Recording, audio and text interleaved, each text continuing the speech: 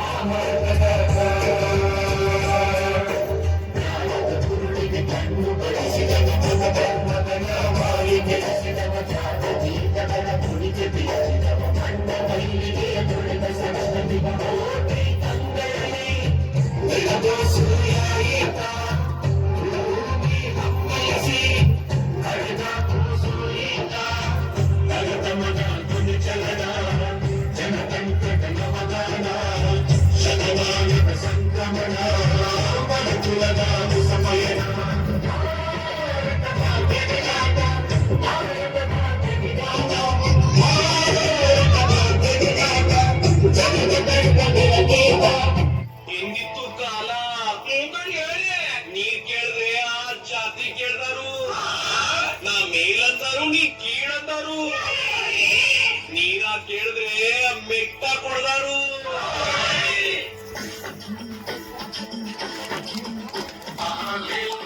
ನಂಜರು ಸುರಿದರು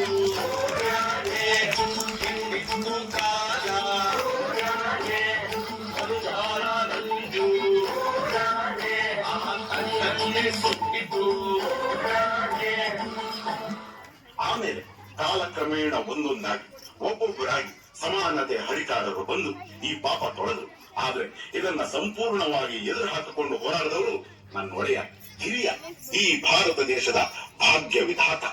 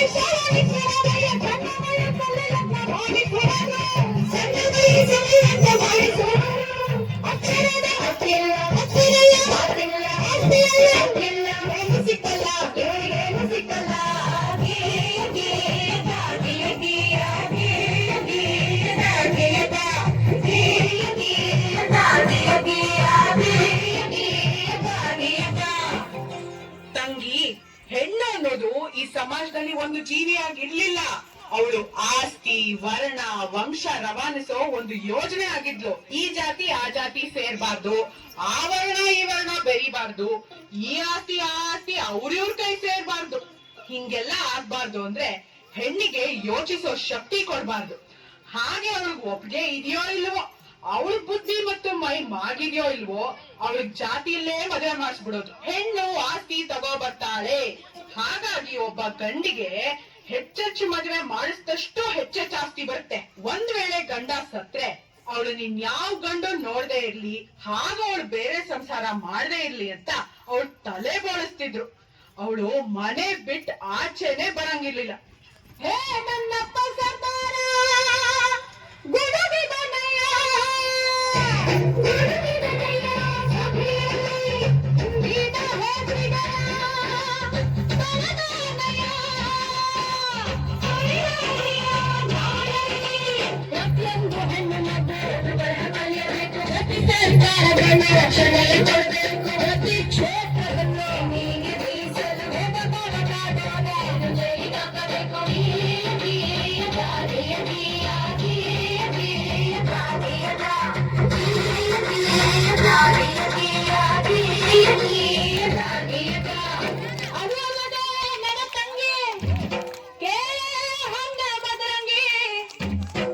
ಪ್ರತಿಯೊಂದು ಕ್ಷೇತ್ರದಲ್ಲೂ ಹೆಣ್ಣಿಗೆ ರಕ್ಷಣೆ ಇರಬೇಕು.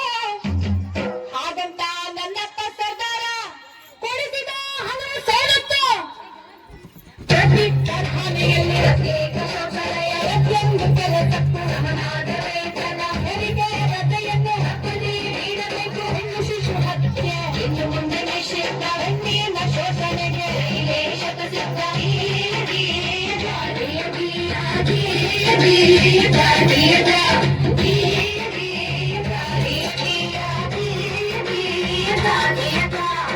ಹೀಗೆ ಹಲವಾರು ಸವಲತ್ತುಗಳು ಹಾಗೂ ಸ್ವಾತಂತ್ರ್ಯವನ್ನು ನಿಮ್ಮಂತ ಹೆಣ್ಮಕ್ಳು ಅರಿವಿಲ್ಲದೆ ಅನುಭವಿಸುತ್ತಿರುವ ಅನುಕೂಲಗಳನ್ನು ನಮ್ಮಪ್ಪ ಆ ಭಾರತ ಭಾಗ್ಯ ವಿಧಾತಾನೆ ಕೊಡಿಸಿದ್ದು. ಹೆಣ್ಣು ಮಕ್ಕಳಿಗೆ ಆಸ್ತಿಯಲ್ಲೂ ಗಂಡು ಹೆಣ್ಣು ಎಂಬ ಹೊಸ ಸುದ್ದಿ ಅತಿಯೊಬ್ಬ ಪ್ರಜೆಯಿಗ ಇಂದನೋ ಎದೆಹಿಕ್ಕಿ, ಅತಿಯೊಬ್ಬ ಪ್ರಜೆಯಿಗ ನಿಂತನೋ ಎದೆಹಿಕ್ಕಿ, ಪ್ರತಿಯೊಬ್ಬ ಪ್ರಜೆಯಿಗ ನಿಂತನೋ ಎದೆಹಿಕ್ಕಿ.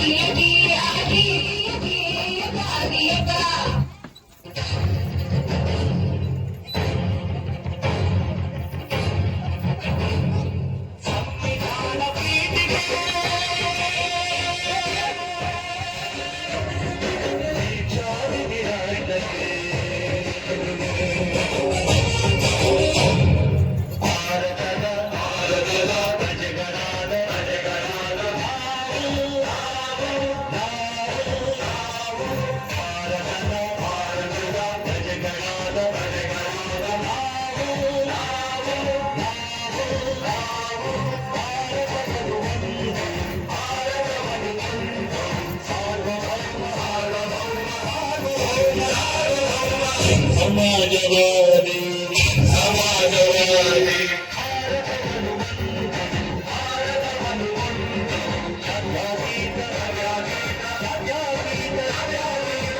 ಪ್ರಜಾಸತ್ತಾತ್ಮಕ ಪ್ರಜಾಸತ್ತಾತ್ಮಕ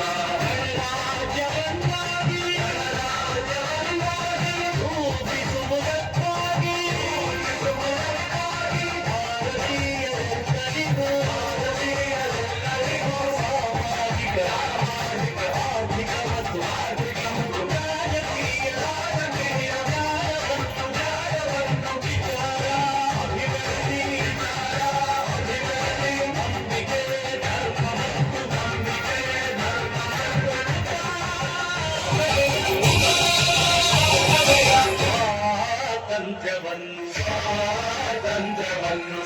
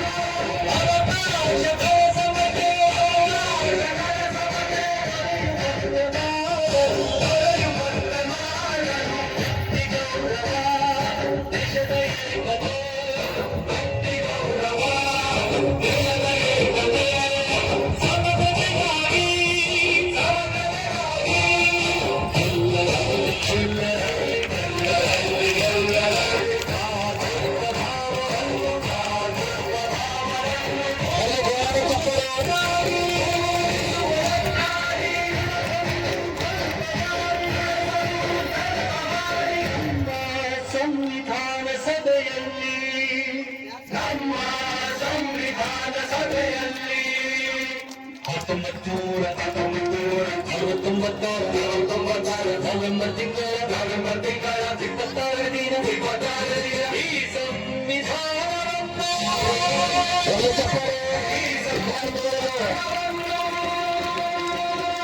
ನಮಗೆ ನಾವೇ ಅರ್ಪಿಸಿಕೊಂಡು